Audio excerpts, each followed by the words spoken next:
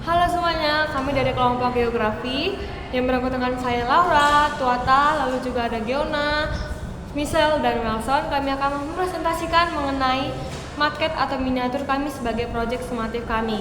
Di sini kami akan menjelaskan mengenai ide tata ruang dan pengembangan wilayah dari Desa Lapeng yang berada di Aceh. Selamat menonton. Di Desa Lapim di Aceh memiliki keterbatasan dalam pelaksanaan tata ruang yang menyebabkan penyumbang wilayah, seperti kurangnya perencanaan dan membuat akses transportasi tidak merata, terus sehingga jalan dermaga dan konektivitas dengan pusat kota yang sangat terbatas. Keterlibatan fasilitas publik seperti sekolah dan layanan kesehatan belum memadai, belum seimbang, maksudnya mengakibatkan ketidakadilan akses pelayanan dasar.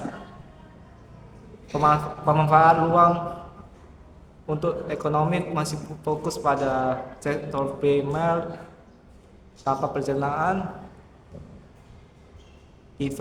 diversifikasi usaha yang berkelanjutan. Selain itu, ketidakadaan tata ruang yang jelas menyebabkan pemanfaatan lahan tidak terligasi antara darat dan pesisir, sehingga peluang pengembangan wilayah menjadi lambat dan berpotensi menimbulkan ketimpangan. Nah, perencanaan itu memiliki dampak yang besar terhadap kesejahteraan masyarakat sekitar. Melalui perencanaan yang baik, peluang ekonomi itu terbuka lebih luas dengan terciptanya lapangan pekerjaan dan peningkatan akses terhadap sumber daya. Selain itu, masyarakat juga memperoleh manfaat sosial berupa kemudahan akses ke fasilitas kesehatan, pendidikan, dan juga ruang publik. Terus dari sisi lingkungan, perencanaan tata ruang membantu menciptakan kawasan yang lebih aman, sehat, dan tertata sehingga kualitas hidup masyarakat meningkat. Terus dengan demikian perencanaan matang tidak hanya mengatur pembangunan fisik, tetapi juga berkontribusi langsung terhadap kesejahteraan sosial, ekonomi, budaya, dan lingkungan masyarakat. Kondisi di Desa Lapeng, Aceh dipengaruhi oleh keterpencilan geografis yang membuat asas keterpaduan sulit terwujud karena akses transportasi dan juga komunikasi terbatas. Keterbatasan infrastruktur dasar dan juga pelayanan publik menunjukkan asas keadilan serta efisiensi belum berjalan optimal.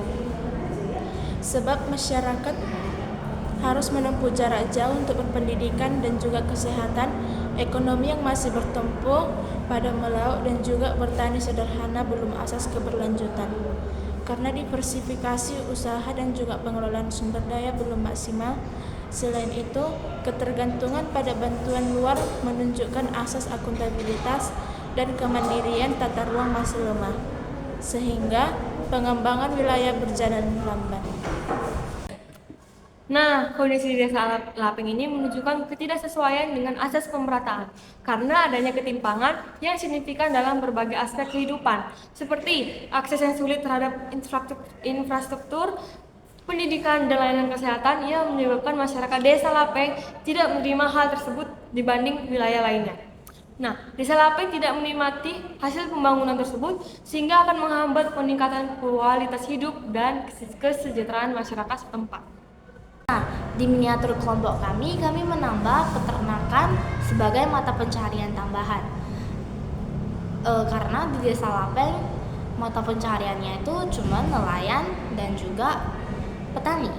Nah, dari peternakan tersebut bisa mendapatkan dana tambahan untuk membaguskan infrastruktur di Desa Lapeng karena misalnya memperbaiki jalanan yang kurang bagus dan juga menambah layanan publik.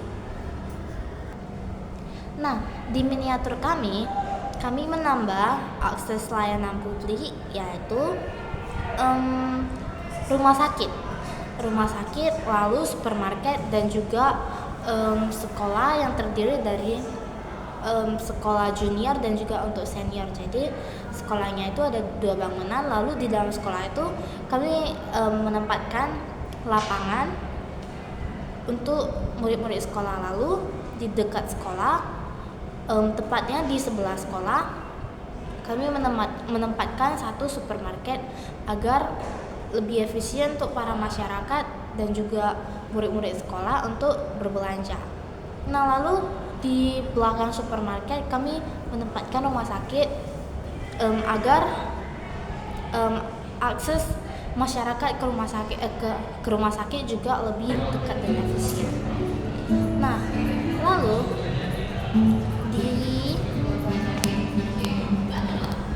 tidak jauh dari sekolah dan supermarket dan juga rumah sakit, kami menempatkan laut di sana. Nah, laut itu kan tempat mata pencaharian masyarakat.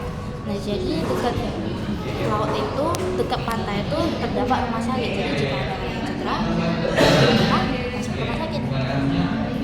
Nah, lanjut. Stasiun polisi, police station. Nah, police station itu kami menempatkannya di dekat sekolah, tepatnya di seberang sekolah. Nah, police station itu gunanya untuk menjaga keamanan dan kenyamanan masyarakat di desa. Nah, perencanaan tata ruang itu tidak hanya soal penata fisik wilayah, tetapi juga mencerminkan nilai spiritual dan tanggung jawab.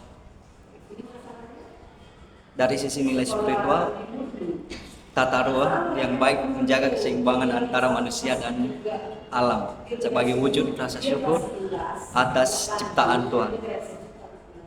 Terus ruang yang bersih itu teratur dan ramah lingkungan membantu masyarakat hidup lebih sehat dan harmonis. Sementara itu dari aspek tanggung jawab sosial, perencanaan tata ruang menjadi bentuk kepedulian terhadap kebutuhan bersama, misalnya menyediakan ruangan hijau, akses jalan yang merata, serta fasilitas umum yang adil untuk seluruh masyarakat. Halo semuanya.